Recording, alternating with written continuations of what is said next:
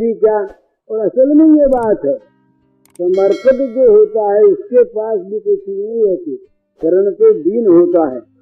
और समर्पित जो होता है वो भी दीन तो है ही, पर उसमें भगवान का एक आश्रय ऐसा उसको वांछित होता है जहाँ वो जा करके अपने आप को खो देता है। तो वहाँ ममता का समर्पण भी होता है, अहंकार का समर्पण होता है, कामना का समर्पण होता है, आसक्ति का समर्पण होता है। ये सारे के सारे भगवान के समर्पित हो जाते हैं।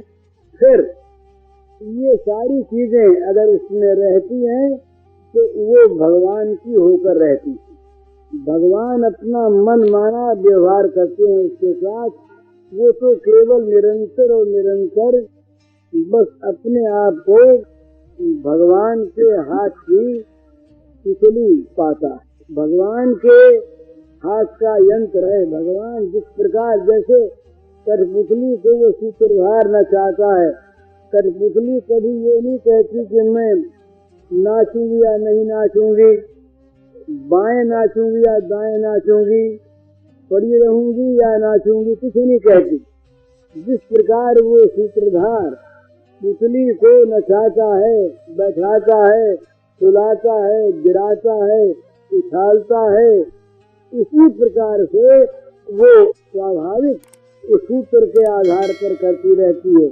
इसी प्रकार भगवान के जिसका जीवन समर्पित हो जाता है, ये समर्पित जीवन वाला भक्त वो बस भगवान के हाथ की पुतली होता है, भगवान के हाथ का यंत्र होता है। इसमें अभिमान नहीं होता मैं करता हूँ, किसी वस्तु में ममता नहीं होती ये मेरी है, किसी वस्तु में वस्तु के नाते आसक्ति नहीं होती, किसी वस्तु को प्राप्त करने की इसमें कामना नहीं होती। क्यों नहीं होती? कि कामना करने वाला मन भगवान को समर्पित है, कान वस्तु का चिंतन करने वाला चित्त भगवान को समर्पित है, निश्चय करने वाली बुद्धि भगवान को समर्पित है, और अहंकार ये भगवान को समर्पित होने पर ही समर्पण की क्रिया पूरी होती है। इसलिए भगवान को जिसका जीवन समर्पित है, वो समर्पित जीवन वाला भक्त वो भगवान का के हाथ का खिलौना होता है। इसमें सारी क्रिया फिर भगवान की होती है। इसके मन से भगवान का मन काम करता है, इसकी बुद्धि से भगवान की बुद्धि काम करती है, इसके प्राणों में भगवान के प्राण काम करते हैं। वो तो केवल आधार है भगवान की लीला का, लीला की भूमि है वो, इसमें सारी लीला भगवान की चलती है। तो समर्पित का जीवन जो है ये परम धन्य जीवन, वो निश्चिंत और निर्भय तो हो ही जाता है, वो निष्काम होता है और ये अनुकूल आचरण करने वाला होता है। ये चार बात अपनी पढ़ हुई थी। ये स्वाभाविक कोई आदमी कहे कि मैं भगवान को समर्पित भी हो गया और मेरे मन की अलग इच्छा भी है, तो इसका समर्पण अभी अधूरा है। कोई आदमी ये कहे कि भाई मैं समर्पित हो गया तो मेरे द्वारा ऐसे काम करते बनते हैं जो भगवान के अनुकूल नहीं है, ये भी समर्पित नहीं हुआ। ये समर्पण की भावना पहले से करे करते करते सिद्धि होती है, पर समर्पण होता एक ही बार। देने देने की बात तो आदमी कई बार कर ले, पर दे दिया और ले लिया ये दोनों चीज एक साथ होती है। संप्रदान और ग्रहण ये दो काल में नहीं होते। दे दिया और ले लिया, दे दिया तो पराया हो गया, अपना नहीं रहा। तो भगवान को जब समर्पित हो गया तो वो चीज भगवान की हो गई। तो भगवान के होने पर इसकी स्वतंत्र इच्छा, स्वतंत्र कामना, स्वतंत्र ममता की कोई वस्तु, ये स्वतंत्र अहंकृति ये रह नहीं जाती। इस पर अरविंद ने बहुत लिखा, अरविंद ने इस पर बहुत लिखा है। भगवान को समर्पित जीवन जिसका होता है, तो भगवान में जिसका समर्पित जीवन होता है वो इसका जीवन इतना ऊंचा है, उसके जीवन में भगवान की क्रिया संपन्न होती है। ये तो सारे जगत में ही भगवान की क्रिया होती है, भगवान की शक्ति सामर्थ्य से ही सारा काम होता है। लेकिन जो भगवान के समर्पित हो गया है वो तो बस भगवान की लीला भूमि बन जाता है। इसमें भगवान अपनी लीला करते हैं, वो तो खाली हो गया। इसमें भगवान आकर के बस गए और भगवान अपनी लीला उसके माध्यम से करते हैं। तो वो बड़ा धन्य जो भगवान की लीला का आधार बनता है, जिसमें भगवान लीला करते हैं आकर के, वो भगवान का बड़ा भारी प्रिय पात्र है। तो भगवान के प्रति समर्पित जीवन जिसका है वो बड़ा प्रिय पात्र होता है भगवान का। और वो फिर ये बात तो कही जाती है जिसमें इच्छा नहीं होती, तो ये इसमें इच्छा अनिच्छा का कोई प्रश्न नहीं पैदा होता। ये इच्छा न करे ऐसी बात नहीं।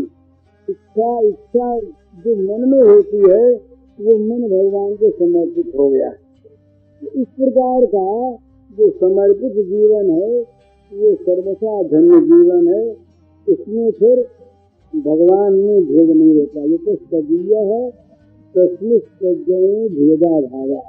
ये कहते हैं कि वो भगवान का है और इसलिए इसमें और भगवान में भेद का अभाव है।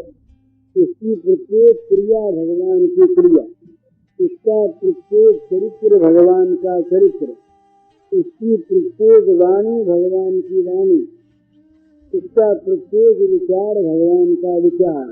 क्योंकि ये तो अपने सारे विचारों को, विचार करने की आधार भूमि चित्त को, निर्णय करने वाली बुद्धि को सब भगवान के समर्पित करके, समर्पण करने का जो कर्तृत्व है उसको भी भूल गया, उसको भी समर्पण कर दिया। कर्तृत्वाभिमान जहाँ तक शेष रहता है समर्पण में, वहाँ तक भी समर्पण पूर्ण सिद्ध नहीं होता, पूर्ण संपन्न नहीं होता। तो समर्पण करने वाला जब इस बात को भी भूल जाता है, ये बात भी जब उसके अंदर से निकल जाती है कि मैंने समर्पण किया, मैं भगवान के समर्पित हूँ, ये बात भी उसके मन में नहीं रहती है। तो बस केवल और केवल भगवान के हाथ की कठपुतली बना रहता है। इसमें जो क्रिया होती है तो क्रिया में वो चाहे मैं बोले पर वो उसके मैं बोलने वाले भगवान रहते। तो मैं बोलने वाला अहंकार नहीं रहता, भगवान रहते। वो भगवान की सेवा में भले अपने को अलग बसाए और अलग माने, पर वो भगवान की सेवा करने की वृत्ति ये भगवान देते हैं। जो ये भगवान की सेवा करने वाले लोग जो होते हैं ना, ये साधना में ये बात मानते हैं, मेरे पास अपनी वस्तुएं हैं, मेरे पास अपनी वृत्ति नहीं, मेरे पास देने की योग्यता नहीं, तो मैं जो किसी को कोई चीज देता हूँ, भगवान की कोई सेवा करता हूँ, तो ये भगवान की सेवा काहे से मैंने की? मेरे पास भगवान की वस्तु, उसकी सेवा की, सेवा करने की वृत्ति भगवान ने दी, सेवा करने की योग्यता भगवान ने दी, तो सेवा स्वीकार भगवान ने की।